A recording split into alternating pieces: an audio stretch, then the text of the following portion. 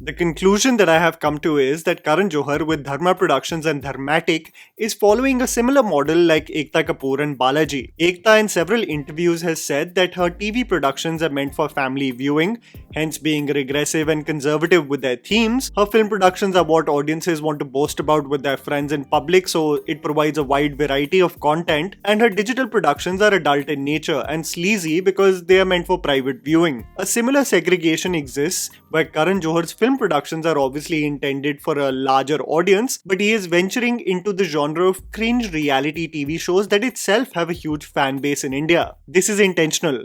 No one believes this to be rich in content. It's a fluff piece and they know it. Even the producers know it. It falls in the category of so bad that it's good, like The Fabulous Lives of Bollywood Wives. Or even Indian matchmaking. You acknowledge it to be crap, yet you still watch it hoping for some kalesh. Not all content needs to be intellectually or morally stimulating. And I say this because I am well versed with trash reality TV, because I'm from the generation that has grown up with this format on cable television. The issue arises when a series like The Tribe is announced, which is a bootleg content house like Hype House or FaZe Clan that is intended to house influencers in LA so that they create content as a group and in turn, make use of the ad rates in the States. The series itself, however, is so bland, so hollow, and such a reminder of the lack of understanding of the rich and privileged of India and what they think of their surroundings that I couldn't even pass it off as a regular cringe reality show. It boggled my mind as I sat through 9 episodes to be mildly entertained,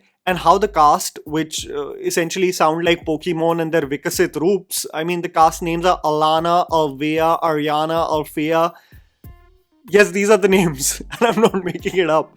It almost seems like the streets of Bandra made a pact to name their progeny as similar sounding names so that one can identify their location immediately. I'm an absolute fan of the format of the shows that allow me to absolutely turn off my brain and for me to assume my life is slightly more peaceful when I see individuals duel it out or swear at each other. See, if you look at internationally, be it the Real Housewives of Beverly Hills, the rowdy nature of the Jersey Shore, or something as posh as Made in Chelsea, there is something absolutely entertaining about the drama that unfolds in these shows. From an Indian perspective, however, you have to realize that the generation that has grown up with channels like MTV, Channel V and Bindas absolutely love their cringe content. We don't admit it, but we were geared up in the evenings to watch the new episode of Roadies and how the auditions went. We were ready in the early seasons to watch the arguments flare up in Splitsvilla. Half of those cast members, by the way, are successful TV actors now. By the way, on a side note, can you imagine I was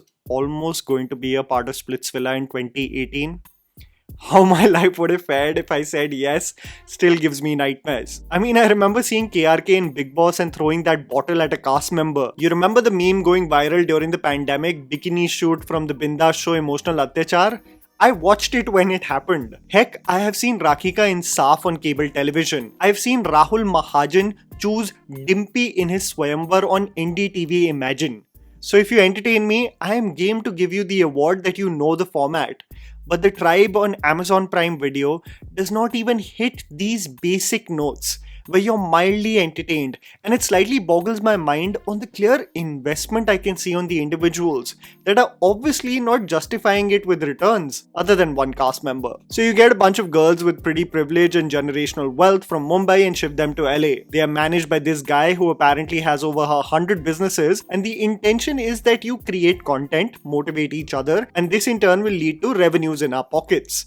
Those wondering why they shift to LA and can't do the same in India, the ad rates and brand deals are just far superior in the States than India, so that's that. Tuning in for the first episode, I realized that the only considerably successful influencer whose blueprint can be analyzed and seen as a successful model in the social media space is Alana Pandey, who has over 1 million followers on Instagram and runs a successful family vlog channel with her husband Ivor. While it is slightly concerning that we were just talking about the Netflix film Control and the blurred lines between what is personal and what is public and how it ruins relationships when you can't comprehend the difference, the first scene showcases Alana about to get married and saying, "Yeah, I love him, but how can we monetize this wedding?" Before I even judge this sentiment, you have to realize that actors do this all the time. When you hear about the brand deals that Priyanka Chopra struck for her wedding and how essentially they became sponsored events, this is the new reality, just on a smaller scale. Slightly creepy, yes, but you're telling me you won't take the offer so that the burden of cost at a wedding is less? I mean, who are we kidding? Nothing is funnier than Javed Jafri's absolute lack of understanding of the space, stating कि कोई भी लुक्खा influencer बन जाता है. He's old school, but he isn't wrong also. Javed Jafri in one moment states that talented folk are not getting work and these influencers take the jobs instead. And it brought me flashbacks to me asking a question to an actor whether in auditions they are losing jobs to people with more of a social media following.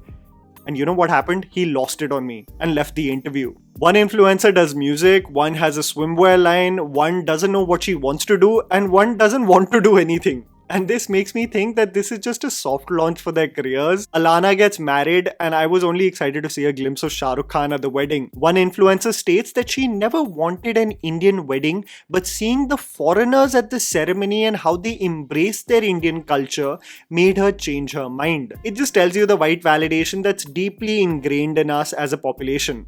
Just saying. Rumi Jafri's daughter joins the gang with no social media following, so that the content house can also prove to the public that they can build someone from scratch. Quickly, as you watch the show, you realize that these people fit the category of I need a reset at the slightest inconvenience. So if one needs to produce content, a villa in the hills of LA is mandatory. Varna mera, chi kharab ho jata hai. By the way, this reminds me of some really overrated directors who have stayed in luxury properties while they write their script, all under the expense of the production company, all as a means to be clear-headed, and the final product of their films provided nothing but a headache to the audience.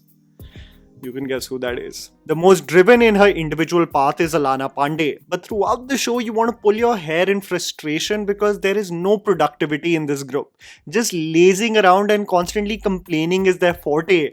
And 5 episodes in, you know what the biggest point of conflict is within the group? कि छोटा room किसे मिलेगा? That's the drama and high point of this show. कि laundry room किसे मिलेगा? You also quickly realize that the content is not that these influencers will post something, but the fact that Amazon Prime Video has partnered with them just to make you feel middle class and poor. It will make you question your life decisions because you're slaving in your respective jobs, while an influencer tells you that they've really had it tough too, that their lives are stressful too, okay? Nothing is worse than a pity party of an influencer telling the audience that they really struggle, while of course sipping on a martini from an LA villa. On just a side note, if I were to tell you about the cast, Alana, mostly pragmatic, does her job well, and well, if you see the show, she's a terrible leader. Ariana, the most pragmatic and level-headed of the lot, who makes pretty mediocre music. Srushti, the funniest of the group, who creates the most kalesh. Alvea, Javed Jafri's daughter, who is the most aimless part of the group, constantly complaining. And Alfea, the new entrant, who has had a tumultuous journey, but her output of work is absolutely zero. And then there's Hardik, the leader of the group, who apparently has invested in this project, and they have only one thing going on in this entire show. Meeting karte hain. It reminds me of the Jaspal Bhatti show, Flop Show, where in an episode he is asked, meeting में कुछ decide हुआ? And Jaspal Bhatti he says, आज तो कमाल हो गया, आज फैसला हो गया कि अगली meeting कब करनी है.